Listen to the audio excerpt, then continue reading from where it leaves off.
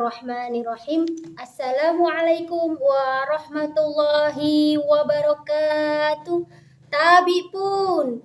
Alhamdulillahirabbil alamin wa bihi nasta'inu ala umuri dunya waddin. Wassalamu ala asrafil anbiya'i wal mursalin Muhammadin khatamin nabiyina wa ala alihi wa sahbihi ajmain amma ba'du. Para pemirsa yang dimuliakan Allah Subhanahu wa Ta'ala, manusia hidup di dunia ini tidak terlepas dengan yang namanya salah dan dosa, karena sudah menjadi haknya. Bahwasanya al-insanu mahalul khata' wa nisan, manusia tempatnya salah. Nah, perlu kita garis bawahi bahwa manusia adalah tempatnya salah. Menanggapi hal tersebut, Islam memberi rukhsah atau keringanan, yaitu barang siapa yang melakukan kesalahan, melakukan dosa, agar mendapatkan ampunan kepada Allah Subhanahu wa Ta'ala, kuncinya adalah dengan bertaubat. Lantas, bertaubat yang seperti apa?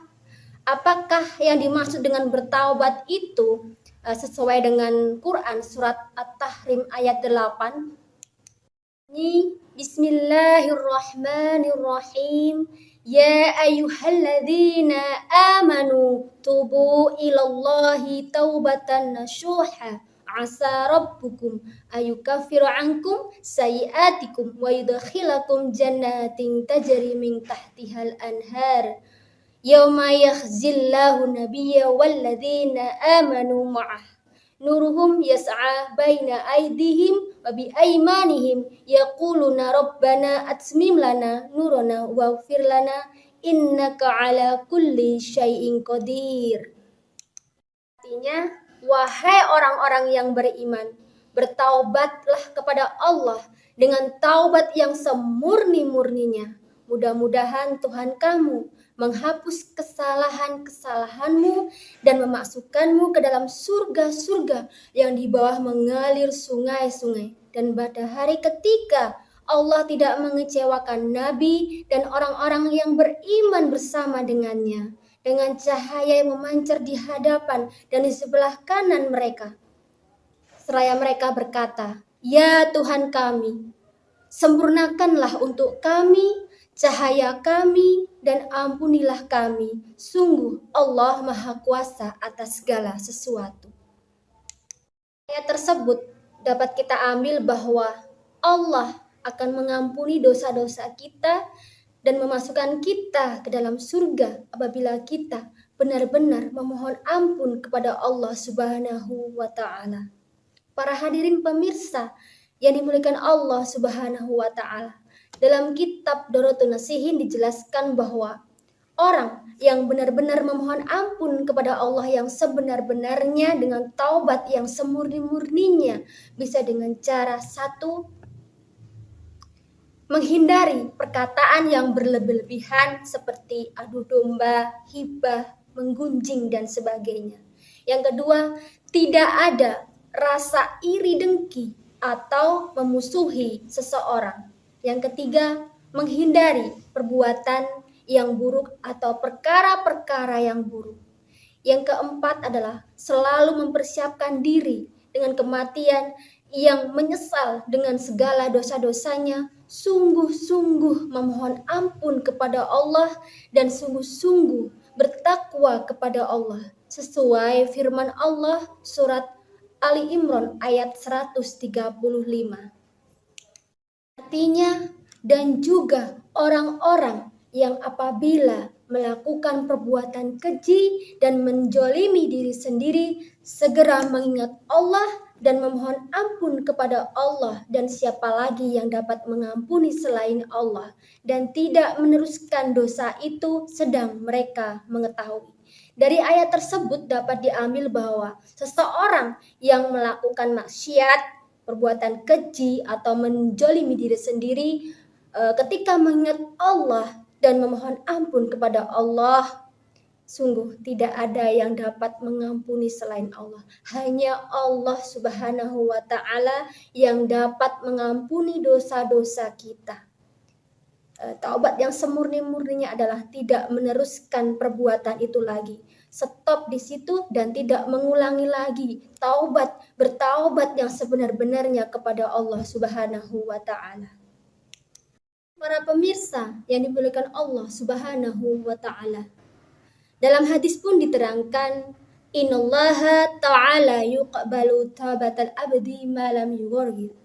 Allah Subhanahu wa taala akan menerima taubat seorang hamba sebelum seorang hamba itu nyawanya berada di tenggorokan. Dari hadis tersebut perlu kita ketahui bahwa Allah akan menerima taubat seorang hamba sebelum nyawa itu berada di tenggorokan. Riwayat Tirmidzi. Dari keutamaan taubat lainnya, dalam kitab Duratun Nasihin dijelaskan bahwa Nabi Adam alaihissalam pernah berkata bahwa Allah memberikan kemuliaan kepada umat Nabi Muhammad yang tidak diberikan kepada saya. Nabi Adam alaihissalam pernah berkata, satu di antaranya, diterimanya tobat saya di Mekah. Akan tetapi umat Nabi Muhammad bisa bertaubat di mana saja. Bahwa semula saya berkain, tak kala saya berbuat durhaka kepada Allah, maka bertelanjanglah saya. Namun, ketika umat Nabi Muhammad berbuat durhaka kepada Allah yang tadinya bertelanjang, Allah tetap memberikan pakaian kepada mereka. Tak kala saya berbuat durhaka kepada Allah, saya dipisahkan dengan istri saya, sedangkan umat Nabi Muhammad walaupun berbuat durhaka kepada Allah, mereka tidak dipisahkan dengan para istrinya. Bahwa tak kala saya berbuat dosa kepada Allah Subhanahu wa taala di dalam surga, Allah mengeluarkan saya dari dalam surga. Namun umat Nabi Muhammad berbuat durhaka kepada Allah Subhanahu wa taala di luar surga, mereka dapat masuk surga dengan memohon ampun kepada Allah Subhanahu wa taala. Yang di atas dapat disimpulkan bahwa Allah Subhanahu wa taala menerima taubat seorang hamba sebelum dan sampai nyawa ini berada di tenggorokan. Jadi sebelum nyawa ini berada di tenggorokan, Allah masih mau menerima taubat seorang hamba yang pernah berbuat dosa.